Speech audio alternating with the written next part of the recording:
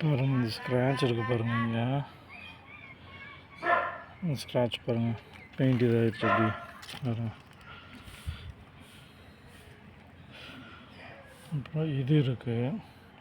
இப்போ என்ன பண்ணுறேன் அப்படின்னா, இங்கே ஒரு சின்ன ஸ்க்ரப்பர் ஒன்று எடுத்துகிட்டு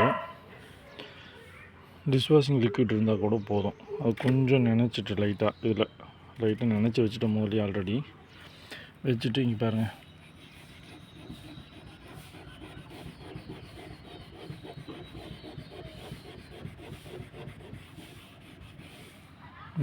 போயிடுச்சு. அதாவது இந்த மாதிரி ஸ்க்ராட்ச் ஆச்சு அப்படின்னா லைட்டாக இந்த மாதிரி ரொம்ப டீப் ஸ்க்ராட்ச் எல்லாம் ஒன்றும் பண்ண முடியாது.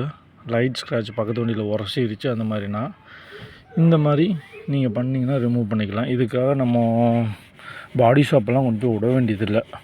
பாடி ஒர்க்கெலாம் ஒன்றும் பண்ண வேண்டியதில்லை, நம்மளே ரிமூவ் பண்ணிக்கலாம். கொஞ்சம் இந்த மாதிரி வச்சு தேய்ச்சி பெயிண்டிங் கூட பண்ண வேண்டியதில்லை. இது என்னென்னா அந்த வண்டியில் இருந்த பெயிண்ட் நம்ம வண்டியில் ஒட்டிடுச்சு, அவ்வளோதான், வேறு ஒன்றும் இல்லை. அதனால் பிரச்சனை இல்லை. அதனால் நம்ம இப்படி பண்ணாலே போதும். இங்கே பாருங்க,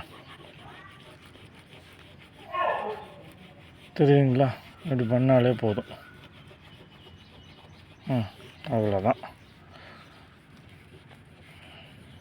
இங்கே ஃபுல்லாகவே ரிமூவ் ஆகிடும்.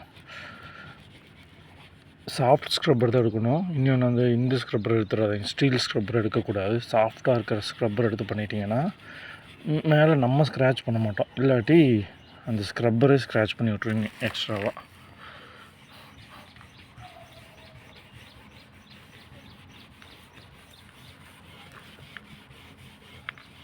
அவ்வளோதான். இங்கே இருக்கு பாருங்க லைட்டாக. அவ்வளோதான். இது போகுமான்னு தெரியல, ட்ரை பண்ணி பார்க்குறேன். அவ்வளோதான். இந்த மெத்தடில் யூஸ் பண்ணிக்கோங்க, சரிங்களா?